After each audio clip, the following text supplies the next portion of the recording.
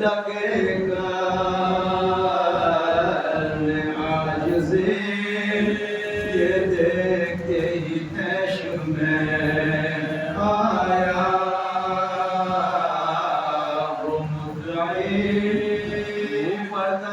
جب کے لگا مار میں شفیع دونوں کی ننھی ٹوپی سروں سے اتر گئی دونوں کی ننھی ٹوپی سروں سے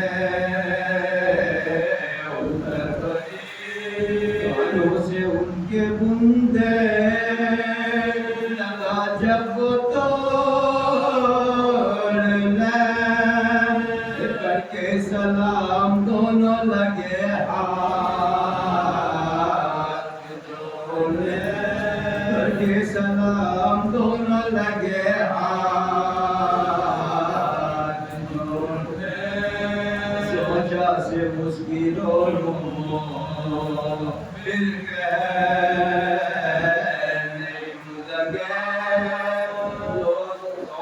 سے اس کی رو وہ دل کہنے یوں لگے تجھ کو زیادہ والدہ سے میں جانتے ظالم کی اب تو حال میں ہے کہ ہم سے کچھ دوری کر مدد چھوڑ یہاں تو سے ہو سکے کچھ تو ہی کر مدد چھوڑ یہاں تو سے ہو سکے ہم کچھ کہیں تو زلفیں پکڑ کر جھٹکتا ہے سر سے ہمارے دیکھ لے لہو سے ہمارے دیکھ لے لہو لگتا ہے حارث یہ بات سن کے غضبناک ہو گیا کاہے پکڑ کے بچوں کی وہ کھینچنے لگا معصوم لپٹے دوڑ کے اور سے برملا وہ مومنہ یہ کہتی تھی ہارے سے ہاتھ اٹھا وہ مومنہ یہ کہتی تھی ہارے سے ہاتھ اٹھا ظالم تو ان یتیموں کو کیوں اب ستاتا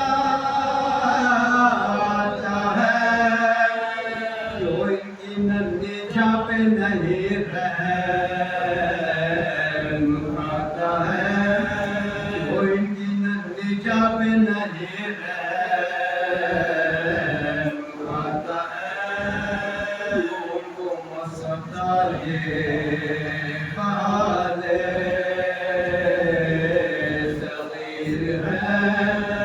صورت میں بے نظیر یہ بدلے منیر ہیں مشکل کشا کے پوتے ہیں وہ یہ اسیر ہیں بے کس ہے بے بدل ہے نہایا صغیر ہے بے کس ہے بے بدل ہے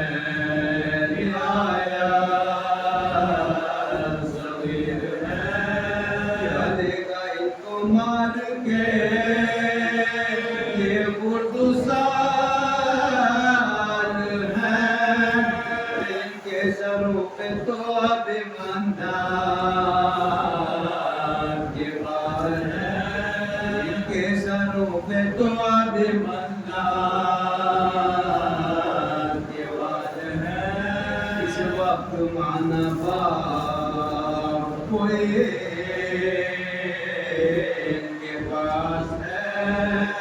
چہروں پہ زردی چھائی ہے دل بھی اداس ہے کچھ بھی تجھے یتیمی پہ ان کی قیاس ہے نہ پاک اور نہ باشو آواز ہے نام نہ پاک اور نہ باشو آواز ہے بچوں کا مارنا نہیں مردوں کا کام ہے کچھ ان کے مارنے میں نہیں تیرا نام ہے حارث میں پائے جس گئی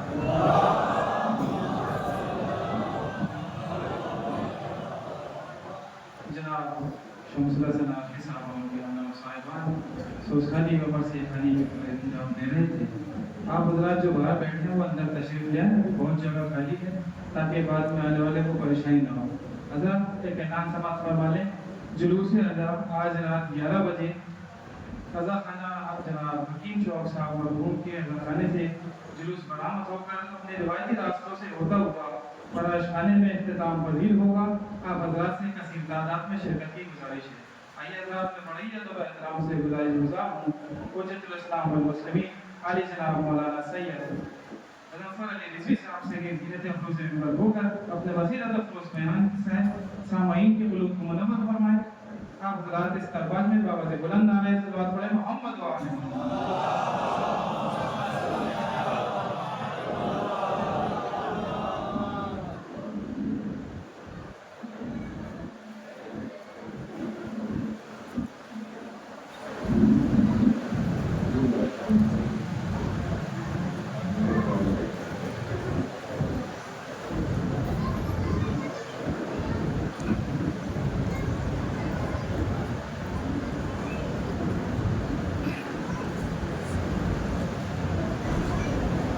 رحم الله ورحمة الله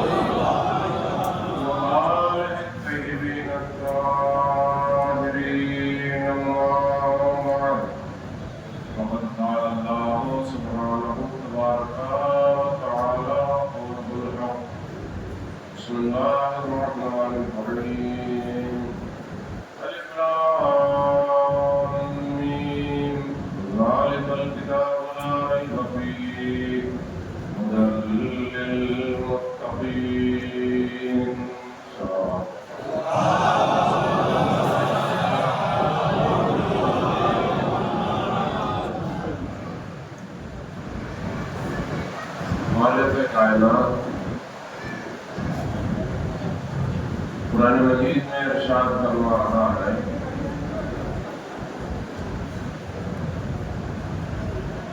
کہ یہ وہ کتاب ہے جس میں کسی قسم کے شک و شبہ کی گنجائش نہیں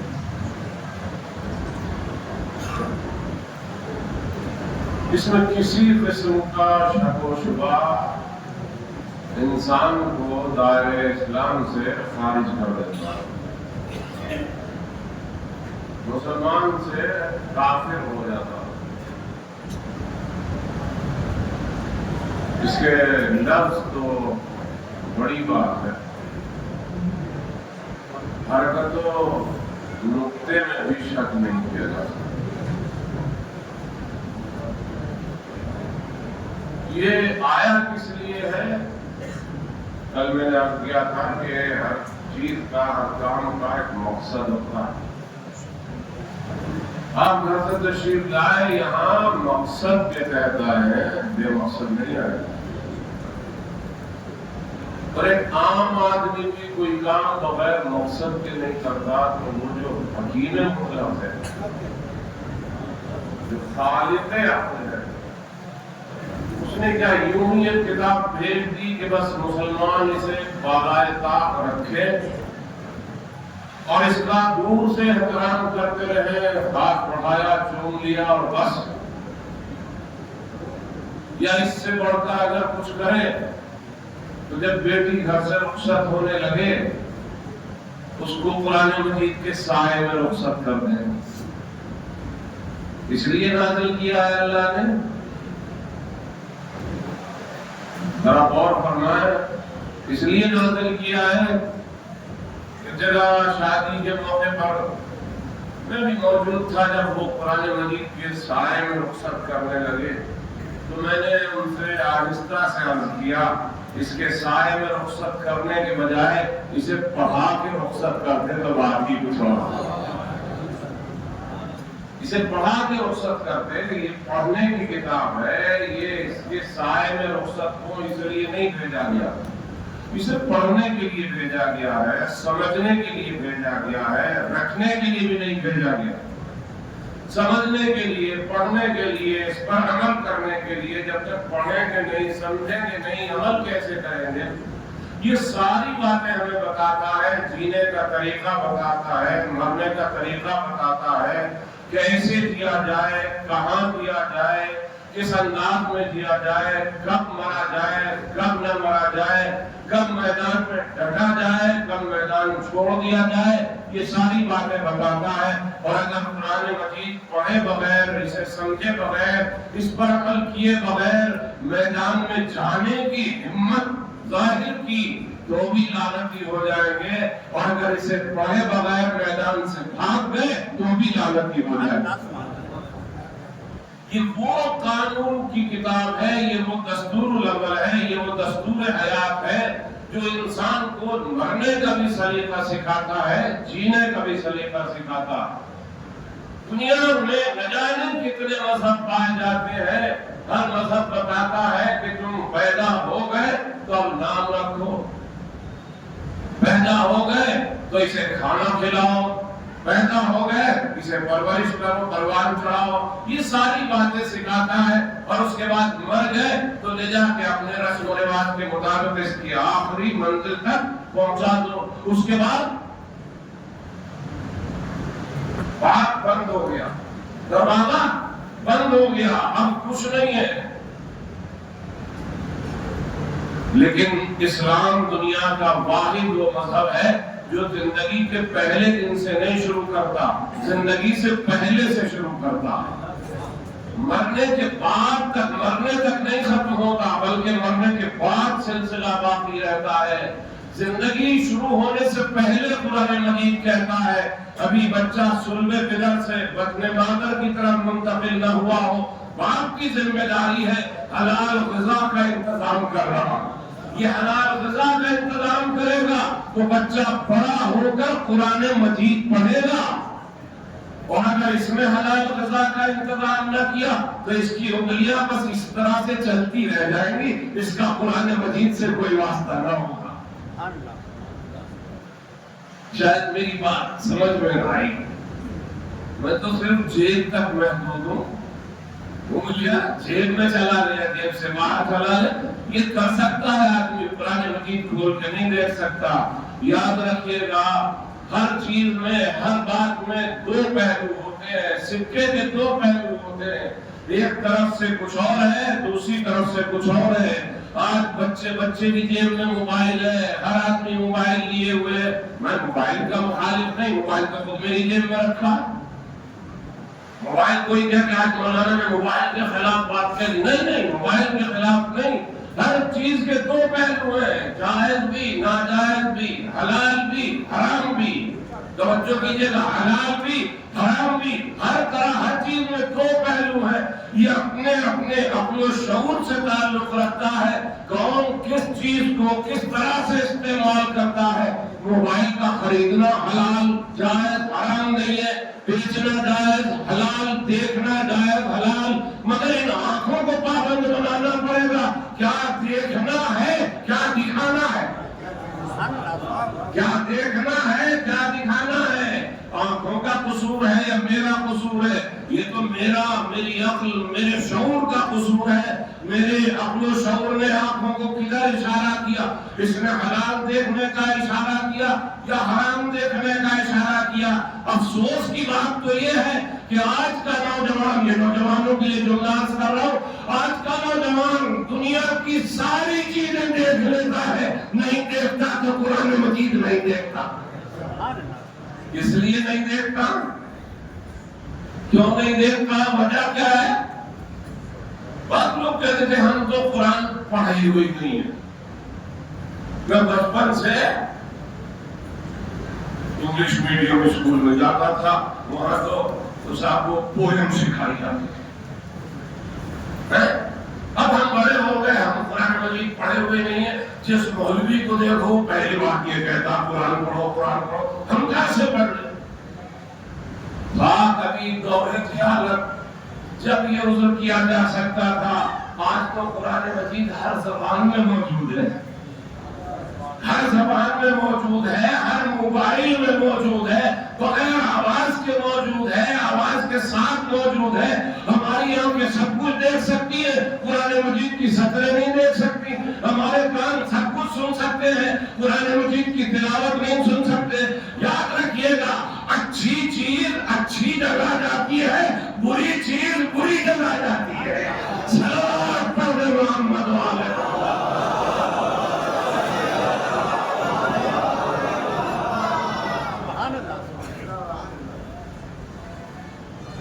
ایک مرتبہ مل جل کے ایسی سلوات پڑھے ہیں کہ میری کچھ کہنے کی ہمت ہو جائے۔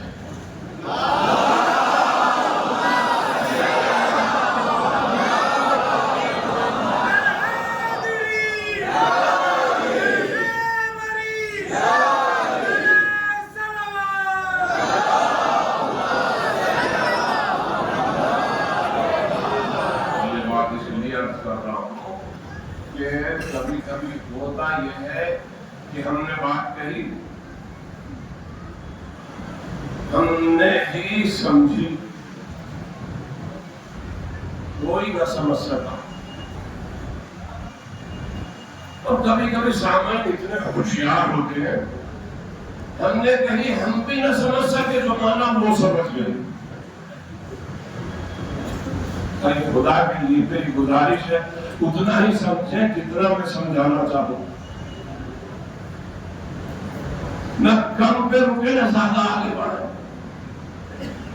اسلام اسی کا نام ہے، دائیں بائیں دیکھنے کی ضرورت نہیں ہے، سیدھے رہیے، صراط مستقیم اسی کا نام ہے۔ صلوات پڑھیں محمد والے۔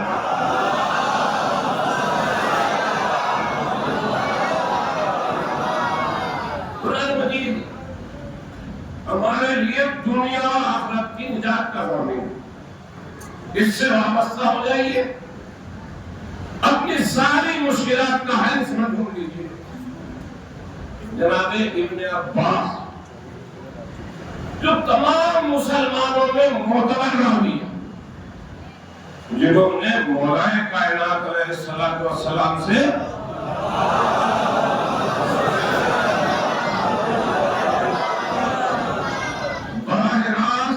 سے تفسیر قرآن حاصل کی، وہ کہتے ہیں کہ اگر میرا ناقہ کھو جائے، میرا اونٹ کھو جائے، تو میں کہیں نہ جاؤں گا اسے تلاش کرنے کے لیے، میں کہیں نہ جاؤں گا اسے تلاش کرنے کے لیے، میں تو قرآن مجید کھول لوں گا، میں قرآن مجید کھول لوں گا، قرآن مجید میں دیکھ لوں گا، تلاش کر لوں گا میرا ناقہ کدھر گیا ہے۔ میں پوچھتا ہوں کیا ابن عباس معصوم تھے؟ کیا ابن عباس نبی تھے؟ کیا ابن عباس امام تھے؟ نہیں، نہ نبی تھے، نہ امام تھے، نہ معصوم تھے۔ ہاں اتنا ضرور ہے کہ معصوم سے درس قرآن حاصل کیا، درس قرآن معصوم سے حاصل کیا تھا، تو اس منزل پر پہنچ گئے کہ اگر ناقہ کھو جائے تو میں اسی سے تلاش کر لوں۔ تو ہم بھی لاوارث تو نہیں ہیں، لاوارث تو نہیں ہے، ہمارا وارث موجود ہے۔ لوگ کہہ دیتے وارث تو غائب ہے، میں کہتا ہوں غائب نہیں ہے، غائب نہیں ہے۔ ارے بھائی مجلس ہو رہی ہے، میں مجلس پڑھ رہا ہوں، مجمع کے سامنے موجود ہوں، ایک صاحب دیوار کے پیچھے بیٹھے اور وہ کہ مولانا تو ہے ہی نہیں۔ توجہ فرمائی آپ نے کہ مولانا تو ہے ہی نہیں۔ نہ میرا قصور ہے، نہ مجمع کا قصور ہے، نہ مجلس کا قصور ہے، یہ جو بیچ میں دیوار حائل ہے، میں تو یہاں موجود ہوں، امام موجود ہے، یہ ہمارے گناہ حائل ہو جاتے ہیں جو ہم دیکھ نہیں پاتے۔ ورنہ روایت میں یہ ہے جب ظہور ہوگا دیکھنے والے کہیں گے انہیں تو ہم نے شیعہ جامع مسجد میں دیکھا تھا، انہیں تو ہم نے کربلا میں دیکھا تھا، انہیں تو ہم نے ایران میں دیکھا تھا، انہیں تو ہم نے عراق میں دیکھا تھا، انہیں تو ہم نے جلوس میں دیکھا تھا، انہیں تو ہم نے مجلس میں دیکھا تھا۔ کیوں؟ اس لیے کہ اس وقت حلال ہی حلال ہوگا، حرام نہ ہوگا۔ صلوات پڑھ محمد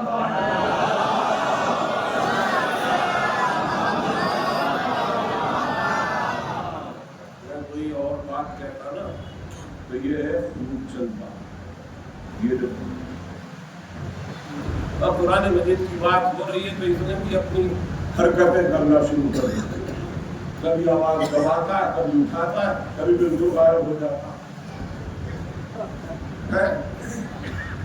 تو کیا موضوع بدل دوں؟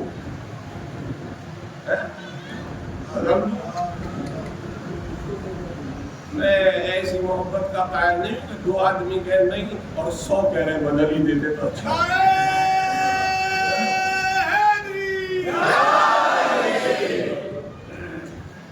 قرآن مجید ہمیں تمام باتوں سے آگاہ کر رہا ہے، ہر مشکل کا حل، ہر پریشانی کا حل قرآن مجید میں ہے۔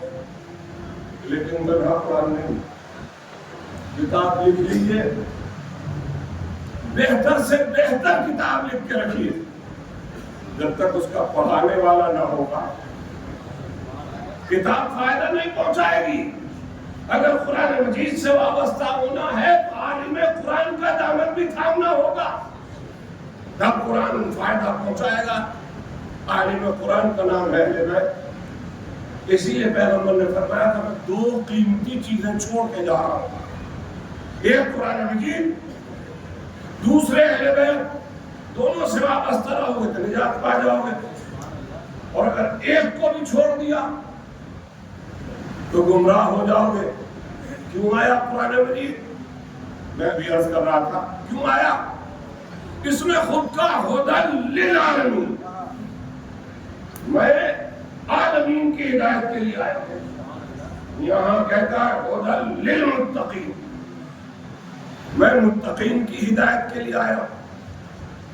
میں سوچنے لگا ایک جگہ کہہ رہا ہے ہدی للعالمین، ایک جگہ کہہ رہا ہے ہدی للمتقین۔ عالمین کا مطلب یہ کہ سب، اور متقین کا مطلب یہ ہے کہ آپ جیسے مومن افراد، میرے جیسا گنہگار نہیں۔ متقین کی ہدایت کے لیے آیا ہے، تو کیا قرآن مجید میں بھی تضاد ہے؟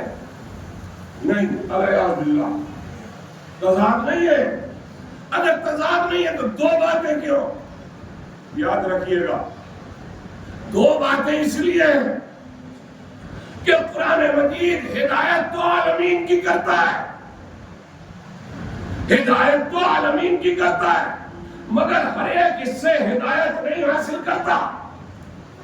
یہ عالمین کی ہدایت کرتا ہے مگر ہدایت پاتے ہیں متقی، اس لیے کہ ان کا زر پاک نہیں ہے، متقین کا زر پاک ہوتا ہے. صلوات پڑھ دے محمد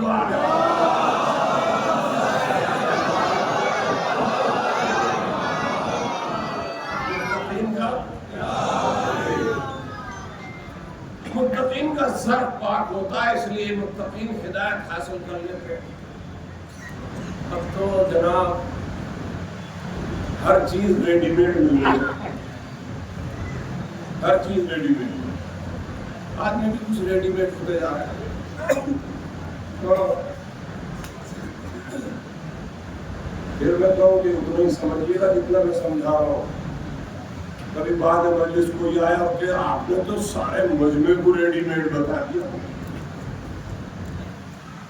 اگر ریڈی میڈ کچھ لوگ نہ ہوتے تو یہ لڑائی کیسے ہے، یہ جھگڑے کیسے ہیں؟ آگے پیچھے کے جھگڑے جلوسوں میں ہو رہے ہیں. تابوت میں اٹھاؤں گا اس پہ جھگڑا ہو رہا ہے، سورجنا کی لجام میں پکڑوں گا اس پہ جھگڑا ہو رہا ہے، علم میں اٹھاؤں گا اس پہ جھگڑا ہو رہا ہے. یاد رکھیے گا علم اٹھانے کا حق ہر آدمی کو ہے، میں شیعہ نہیں کہہ رہا ہوں، ہر آدمی کو ہے، لیکن اس آدمی کو علم عباس اٹھانے کا حق نہیں ہے جس کے ہاتھ اپنے بھائی کے خلاف اٹھتے ہو. یہ کیسا علم عباس اٹھانے والا ہے کہ اس کا ہاتھ بھائی کے گریبان پہ بھی رہتا ہے، علم عباس اٹھانے کے لیے تیار بھی رہتا ہے. صلوات پڑھ دے محمد والے.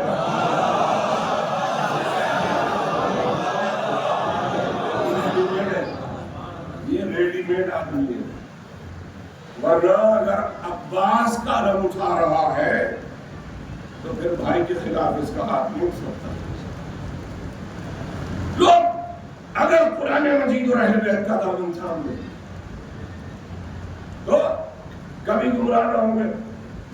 کہدی للمتقین، متقین کی ہدایت کے لیے آیا.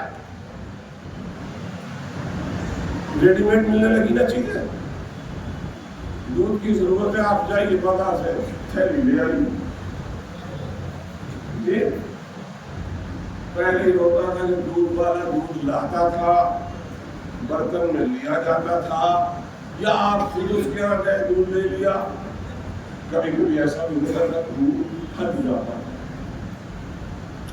یہ دودھ پھٹ گیا، کس کا قصور؟ کبھی آپ نے اپنے اوپر نہ رکھی ہوگی بات، دودھ والے سے ہی کہا ہوگا کیسا دودھ لائے تھے دودھ پھٹ گیا. جی ایک صاحب کا دودھ پھٹ گیا، انہوں نے کہا کیسا دودھ لائے تھے؟ انہوں نے میں روزانہ لا رہا ہوں، صحیح دودھ لا رہا ہوں، اچھا دودھ لا رہا ہوں. کہا نہیں خراب ہو گیا، پھٹ گیا. کہا جناب وہی دودھ جو روزانہ لاتا تھا وہی ہے. کہاں روزانہ نہیں پھٹتا تھا مگر یہ جو لائے تھے کل یہ پھٹ گیا تھا. کہا اچھا لیجیے آج لیجیے، آج نہیں پھٹے گا. پھر پھٹ گیا. کہا وہی شکایت کرو ہی. کہا اچھا لیجیے آج اور لیجیے.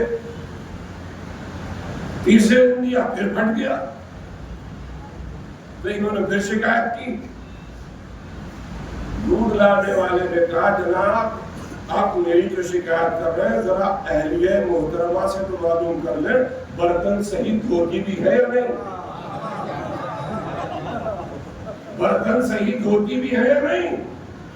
اتنی ہمت کس میں ہے؟ کسی میں ہمت جو برتن کے لیے نہ پوچھ سکے زوجہ محترمہ سے، وہ پردے کے لیے کہنے کی ہمت رکھتا ہے. صلوات پڑھ دے محمد والے محمد.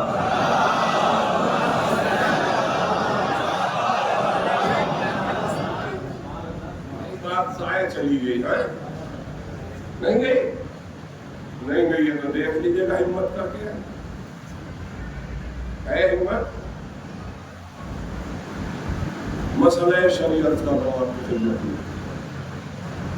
ایک عورت اپنے گھر کے اندر حجرے کے اندر تنہائی میں کوئی نہ ہو، اکیلی ہو، وہاں کھڑی ہو کر نماز پڑھے، آدھی آستینیں کھلی ہو، آدھے ہاتھ کھلے ہو یا سر کھلا ہو، کوئی نہیں ہے، اکیلی ہے، حجرے کے اندر ہے، اللہ کی عبادت کر رہی ہے، اللہ نے کہا میں تیری ایسی عبادت قبول نہیں کرتا۔ یہ نماز نہیں ہے، باطل ہے۔ کہاں پڑھ رہی نماز؟ حجرے کے اندر، کس کے سامنے؟ تنہائی میں۔ باطل کیوں ہوئی؟ ہاتھ کھلے ہوئے تھے، آگے ہاتھ کھلے ہوئے تھے، یا چار بار باہر نکلے ہوئے تھے۔ اللہ نے کہا مجھے ایسی نماز پسند نہیں ہے جہاں اللہ کی خالص عبادت تنہائی میں قابل قبول نہ ہو۔ وہاں ایک مومنہ کا سڑک پر بے پردہ آنا، چاہے بنام جلوس ہو، چاہے بنام عزاداری ہو، چاہے کسی اور عقیدت کے اظہار کے مطابق ہو، نہ اللہ قبول کرتا ہے نہ مولا قبول کرتے ہیں۔ مگر میں آیت اللہ خمینی کا ایک جملہ یا سنانا چاہتا ہوں، انہوں نے فرمایا تھا یاد رکھنا جب بے دینی کو بنانے دین پھیلایا جائے، جب بے دینی کو بنانے دین پھیلایا جائے تو کوئی نہیں روک سکتا۔ یہ گھر سے چلی ہے بے پردہ یہ کہہ کر عزاداری میں جا رہے ہیں، جلوس میں جا رہے ہیں، یہ تو بیچارے پہلے ہی سے ڈرے ہوئے بیٹھے تھے، اب ہمت کہاں ہے کہنے کی؟ صلوات پڑھ دے محمد والے۔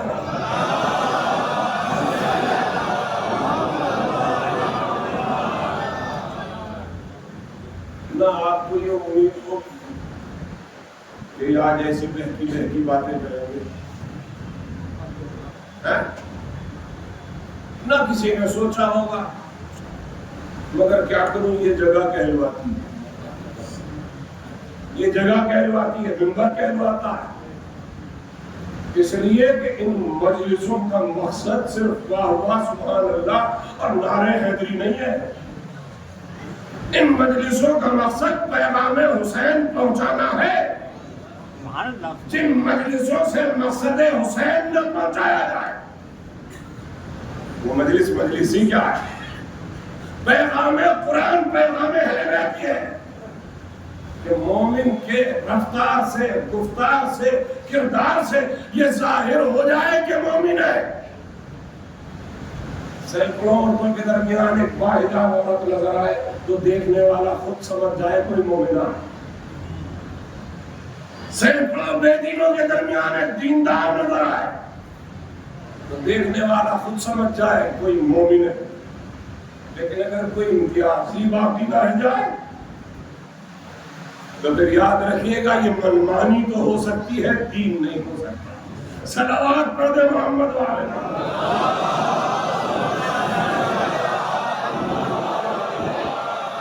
اس لیے آیا ہدی للعالمین، عالمین کی ہدایت کے لیے، مگر اس سے ہدایت پاتے ہیں متقین، اس لیے کہ ان کا سر پاک ہے۔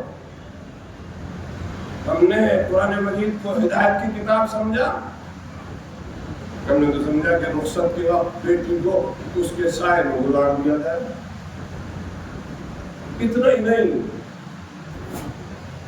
مولانا ماشاءاللہ بیٹا پیدا ہوا، قرآن مجید سے نام نکال دیے، کتنے بیچارے دیندار ہیں کہ یہ قرآن مجید سے نام نکلوانے آتے ہیں۔ قرآن مجید سے مولانا بیچارے کیسے کہتے ہیں کہ نہیں یہ کوئی چیز نہیں ہے، انہیں تو مہینے کی تنخواہ بھی دینا ہے۔ اگر کہیں گے تو یہ کہہ دیں گے ارے ہمارے تو ایک ہی کام پڑا تھا زندگی میں، نام نکلوانے کے لیے آئے کہ انہوں نے نام نہیں نکالا اب ہم چندہ نہیں دیں گے۔ ایسا معلوم ہوتا ہے کہ ساری دنیا کے رازق یہی ہیں، رزق انہی کے ہاتھ میں۔ مولانا نے بھی کھولا قرآن مجید، مرسلین نام نکلا، میں نے کہا کیسے بتا دیا؟ جناب پہلا صفحہ کھولیے، پہلی سطر دیکھیے، اس میں جو لفظ مل جائے وہی نام رکھ دیا جائے۔ میں نے بھی اتفاق سے ان کے سامنے بیٹھ کر کھولا تو کافرین نکلا۔ قرآن مجید سے نام کافرین نکلا، اے کوئی جو رکھے نا۔ جب کسی چیز کو بے مقصد استعمال کیا جائے تو نتیجہ یہ ہوتا ہے، جس مقصد کے لیے آیا ہے اس کو چھوڑ دیا، دوسرے مقصد کے لیے استعمال کرنے لگے تو نام نکلا کافرین۔ کبھی مرسلین رکھا، کبھی کافرین رکھا۔ کون سا رکھا جائے؟ یہ مولوی تو ایسی باتیں کہتے رہتے ہیں، کون سا نام رکھا جائے؟ ارے بہت ایک سے ایک سیریل چل رہے ہیں، اس میں پتہ نہیں کیا حپار شپار پتہ نہیں کیا کیا وہ آتے ہیں، نام لڑکوں کے بھی لڑکیوں کے بھی۔ میں تو رات دیکھ رہا تھا، اتفاق سے مجھے اس میں تو شپا نظر آیا تو میں نے بیٹی کا نام شپا رکھ دیا۔ ایسا ہے یا نہیں؟ یہ بہترین نام ہوا؟ پیغمبر نے فرمایا کہ بہترین نام وہ ہے جو ہم اہل بیت کے نام پر رکھا جائے۔ اگر بیٹا پیدا ہوا ہے تو محمد نام رکھیے، علی نام رکھیے، حسن نام رکھیے۔ بیٹی پیدا ہوئی ہے تو فاطمہ نام رکھیے، زہرا نام رکھیے، سیدہ نام رکھیے۔ یہ تو جناب ہمارے محلے میں 4 محمد رہتے ہیں، ہمارے محلے میں 4 حسن رہتے ہیں، ہمارے محلے میں 4 علی رہتے ہیں۔ پھر یہ کیسے پتہ چلے گا یہ سیٹھ صاحب کا بیٹا؟ یہ کیسے پتہ چلے گا یہ مولانا کا بیٹا؟ یہ کیسے پتہ چلے گا ڈاکٹر صاحب کا بیٹا، انجینئر صاحب کا بیٹا؟ تو ایک صاحب بولتے ہیں بعض لوگ، آپ مولوی صاحب سے مسئلہ پوچھیں، مولوی صاحب یہ مسئلہ کیسے؟ وہ پہلے بول پڑے ہوئے، مولوی صاحب کا نمبر نہیں ہے، یہ پہلے بول پڑے۔ ایسا لگتا ہے یہ مولوی صاحب سے بھی زیادہ پڑھ لکھ کے آ گئے۔ انہوں نے پوچھا، انہوں نے کہا لقب رکھ دی ہے نا، کیا لقب رکھے؟ گڈو رکھیے، پپو رکھیے، ببلو رکھیے، منو چنو اور پتہ نہیں کیا کیا ہے یا نہیں ایسا؟ میں دیکھیے میں پہلے معذرت کر لوں، کسی کا نام پپو ہو تو نہ سمجھے کہ میرے اوپر پاؤں، وہ نہ سمجھے تو بعد والے بہت سمجھانے والے مل جاتے ہیں، پپو آج تو تمہارے اوپر پاؤں۔ ایسے ایسے بھی بے وقوف ہوتے ہیں کہ ان کی سمجھ میں سیدھی بات نہیں آتی۔ یہ جو ہے بالکل زخم پر بیٹھنے والی مکھی کی طرح ہوتے ہیں کہ انہیں برائی نظر آتی ہے، اچھائی کبھی نظر نہیں آتی۔ صلوات پڑھ دے محمد۔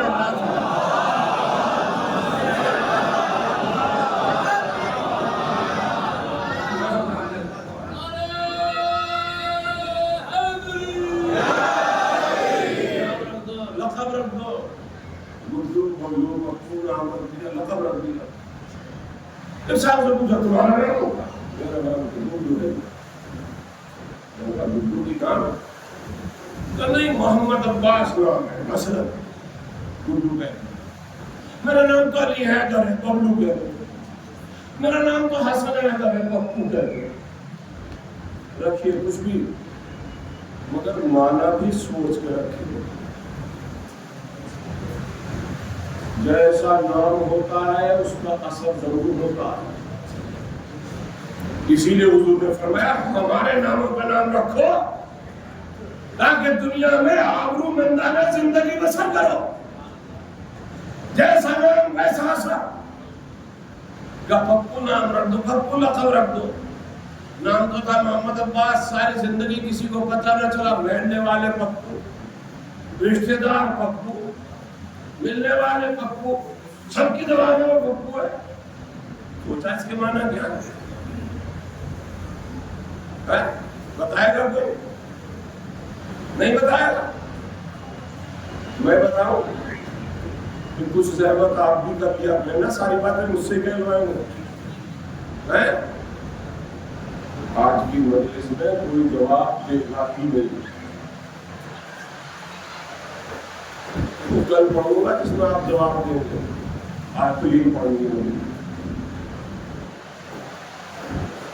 بڑی جواب کیا رسول کے بندہ رکھ کے دی جاتی ہے، کل کچھ پڑھ کے کل پھر کچھ پڑھ دوں گا، یہ آج کی تو کڑوی دوا ہے کہ رسول میں رکھ کے دینی ہے۔ ڈاکٹر وہ ڈاکٹر نہیں ہے جو مریض سے پوچھ کے دے یہ دوا دوں، یہ دوا دوں، یہ کھا لو گے، یہ کھا لو گے، نہیں، ڈاکٹر وہی ہے جو مریض کی نبض دیکھ کے دوا دے، چاہے اسے کڑوی لگے مگر اسے شفا اسی میں ہے۔ پپو نام رکھ لیا، سارا دن پپو پپو کہلاتے رہے۔ نام کیا ہے؟ پپو۔ مانا کیا ہے؟ بہت سے لوگ بیٹھے ہوں گے جو کہتے ہوں گے میرا بچہ انگلش میڈیم میں جاتا، میں بھی گیا تھا، تب جواب کیوں نہیں دیتے؟ جا کے دیکھیے گا ڈکشنری، پپ کہتے ہیں کتے کے بچے کو۔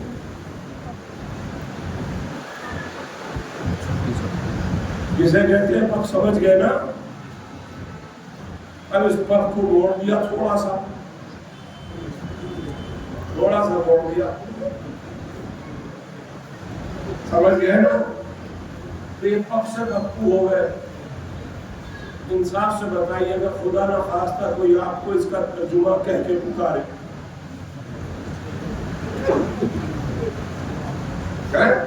تو برداشت کریں گے؟ انگلش کے ایسے دلدادہ ہو گئے، مغربی تہذیب کے ایسے دلدادہ ہو گئے کہ انگلش میں پکار رہا خوش ہو کے جواب دیتے ہیں۔ ارے مولویوں کو کیا ہو گیا کہ ایسی باتیں کرتے ہیں؟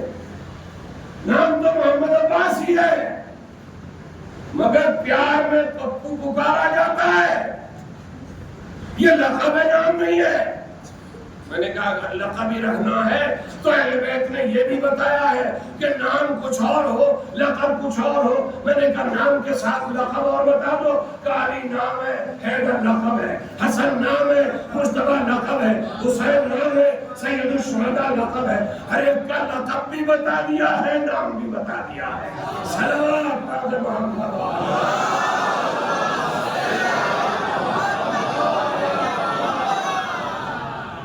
سے بہتر انداز میں سلوات پڑھے محمد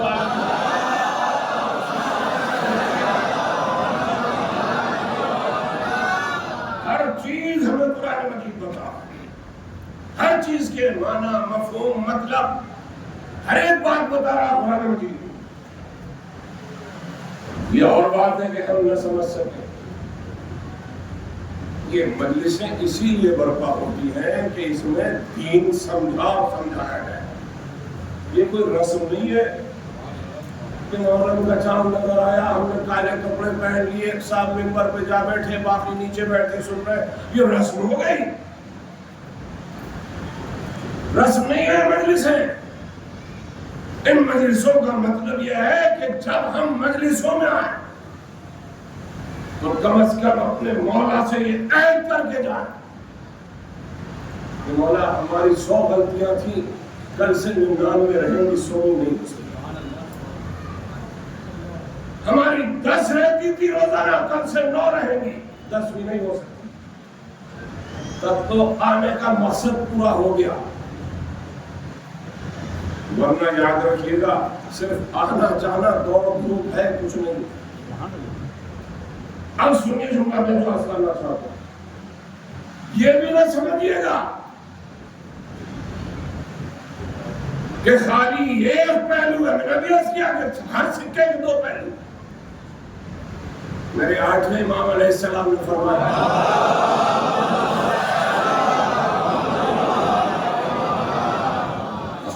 ہر چیز کے، ہر سکے کے دو پہلو ہیں نا. امام فرماتے ہیں خبردار، ہماری محبت کے سبب اعمال سے غافل نہ ہوتا. ہماری محبت کے سبب اعمال سے غافل نہ ہو جانا اور خالی اپنے اعمال کو کافی سمجھ کر ہماری محبت سے محروم نہ رہنا. اس لیے کہ جب تم ہمارے محب کے عنوان سے لائے جاؤ گے تو ہم کہیں گے پڑھنے والے ایسے ہوتے ہیں ہمارے محب.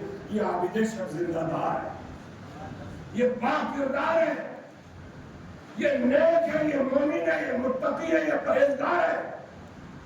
اور جب اعمال کے سبب لائے جاؤ گے تو تم کہنا ہم ان کی محبت میں یہاں تک آئے، ہم ان کی محبت میں یہاں تک آئے. اور جب تم ہماری محبت کا دعویٰ کرو گے تو ہم جانے اور پروردگار جانے، جہنم میں ہم نہیں جانے دیں گے. صلوات پڑھ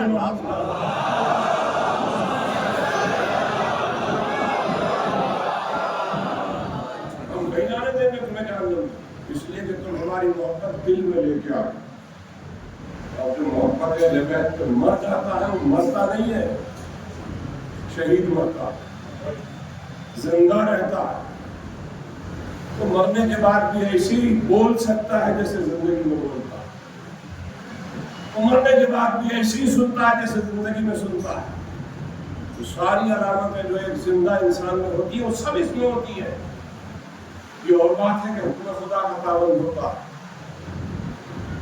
عمل کی بہترین مثال حبیب ابن مظاہر.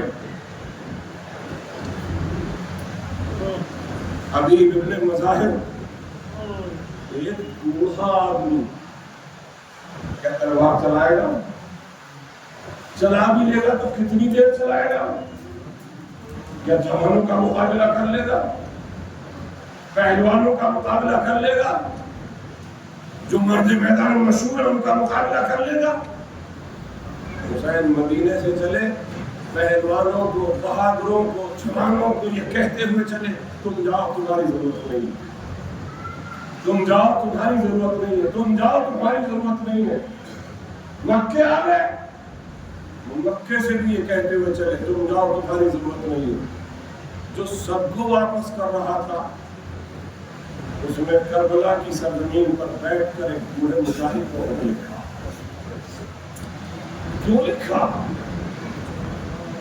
کیوں لکھا؟ میں نے خود امام کے حوالے سے یہ بات روایت کو پڑھی کہ امام نے فرمایا حبیب ابن مظاہر اس مرد مجاہد کا نام ہے جو ایک شب میں پورا قرآن ختم کر لیتا. یوں ہی نہیں بلایا حسین نے حبیب کو، اس مرد مجاہد کو بلایا جو ایک شب میں پورا قرآن ختم کر لیتا. اگر ہم پورا قرآن بھی ختم نہ کر سکے تو ایک سورہ ختم کر سکتے ہیں. دل پہ ہاتھ رکھ کے سوچے ہم روزانہ ایک سورہ پڑھ لیتے ہیں یا نہیں پڑھ لیتے؟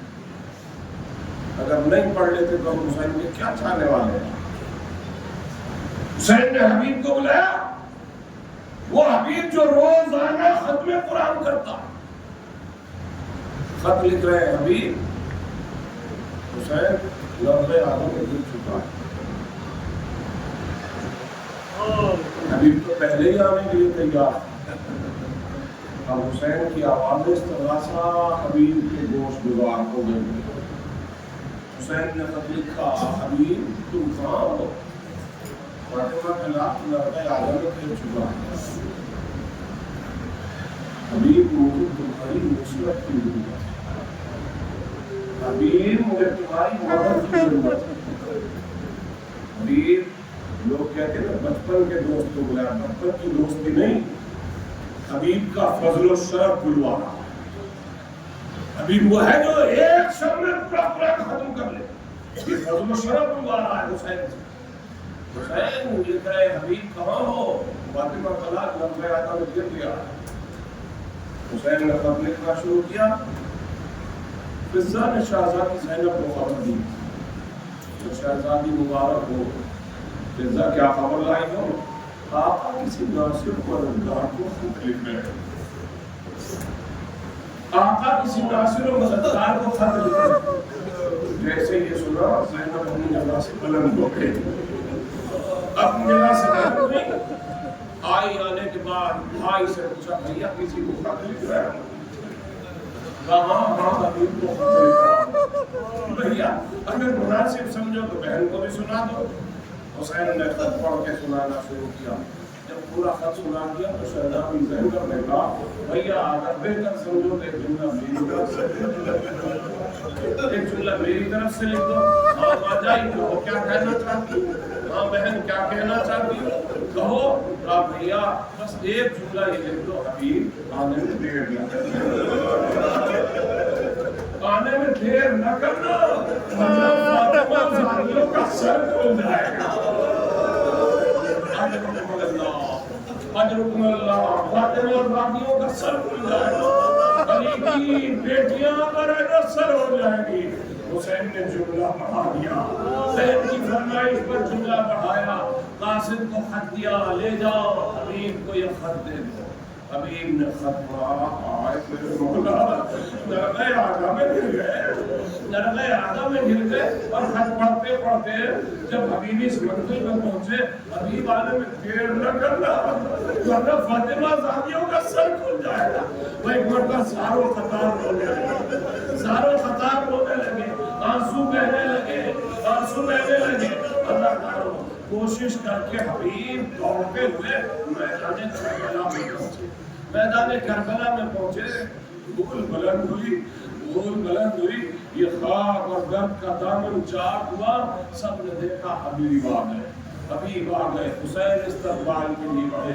فضہ نے پھر کہا لو شہزادی آپ کے بھائی کا ناصر آ گیا. آپ کے بھائی کا ناصر آ گیا. اتنا سنا شہزادی زینب نے کہا فضہ جا حبیب سے کہہ دے تجھے علی کی بیٹی نے سلام کہا. تجھے علی کی بیٹی نے سلام کہا ہے. بڑا شرف تھا حبیب کے لیے. لیکن یہ سنتے ہی حبیب نے اپنا سر پیٹنا شروع کر دیا. اے حبیب ارے سر کس لیے پیٹ رہے ہو؟ کہا ہائے اتنی بڑی مصیبت شہزادیاں غلاموں کا سلام ہے. اجرکم اللہ اجرکم اللہ. میں نے اختصار اس لیے کیا ہے کہ میں بات اور کہنا چاہتا ہوں. حبیب نے سر پیٹ لیا. آئے شہزادیوں نے ایسا مصیبت کا وقت آ گیا. شہزادیاں غلاموں کو سلام کہلا رہی ہو. سب شہید ہو گئے. سب شہید ہو گئے. قافلہ کربلا سے روانہ ہو گیا.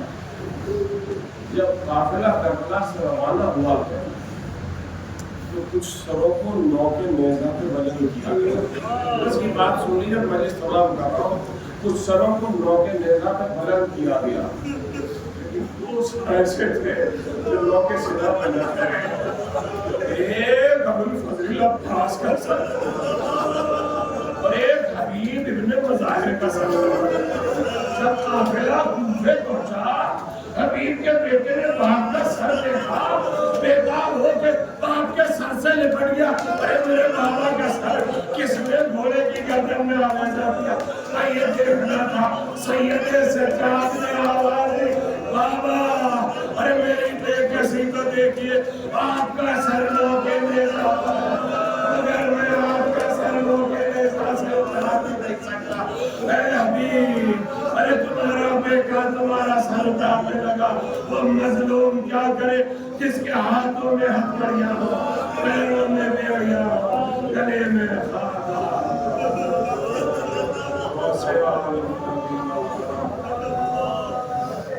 ایام القلب انا للہ و انا الیہ راجعون. پروردگارا بحق محمد و آل محمد علیہ الصلوۃ والسلام ہمارے تمام گناہ کبیرہ و صغیرہ معاف معبود بحق محمد و آل محمد ہماری اس عبادت کی تمام عبادات کو قبول کر بحق محمد و آل محمد دنیا میں جہاں جہاں بھی مومنات ہیں سبھی کی جان مال و عزت و آبرو کی حفاظت فرما جو بیمار ہیں انہیں شفاء کاملہ عطا فرما جو مقروض ہیں انہیں قرض سے نجات عطا فرما معبود جو زیارات کے مشتاق ہیں جو زیارات کو مشرف جو مشرف ہو چکے ہیں ان کی زیارات کو قبول فرما ہمارا حشر و نشر اہل بیت کے ساتھ کرا پروردگارا ہم ناواز نہیں ہے مگر اپنی کوتاہیوں کے سبب اپنے وارث اپنے مولا اور اپنے آقا سے دور ہے مولا کا ضرور جلد کا پروردگارا رحمت محمد و آل محمد ہماری دعا سجا ربنا تقبل منا انك انت السميع العليم ورحمت محمد و آل الطاهرين وعلى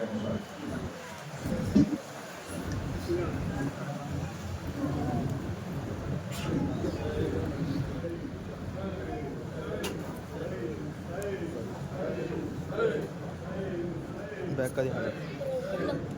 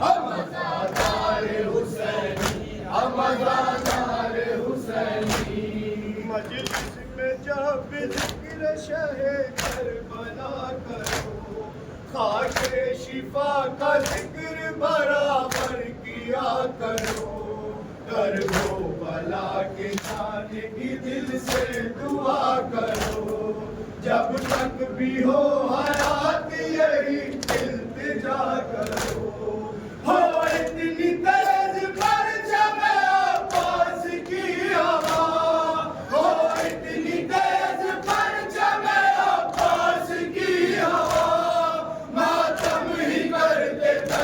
پہنچ جائے کربلا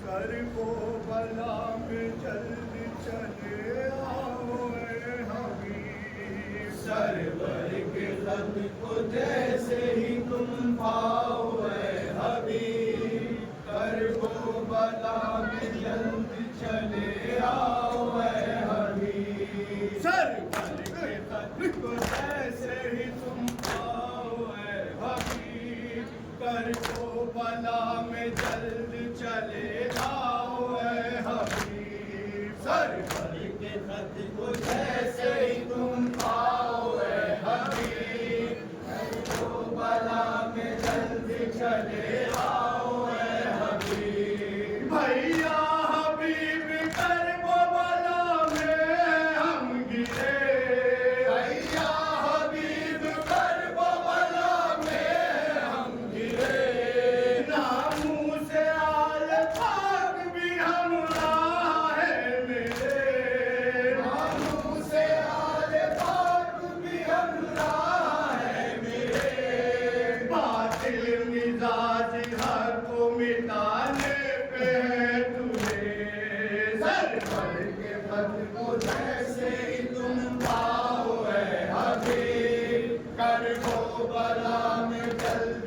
چلے آؤ اے حبیب اولاد مصطفیٰ پہ ستم ڈھاتے ہیں لعین اولاد مصطفیٰ پہ ستم ڈھاتے ہیں لعین نروا کیے ہیں آل محمد کا اہل کی نروا کیے ہیں آل محمد کا اہل کی ہم درد اس دیار میں اپنا کوئی نہیں سر کو جیسے ہی تم پاؤ اے حبیب کر دو بلا میں درد چلے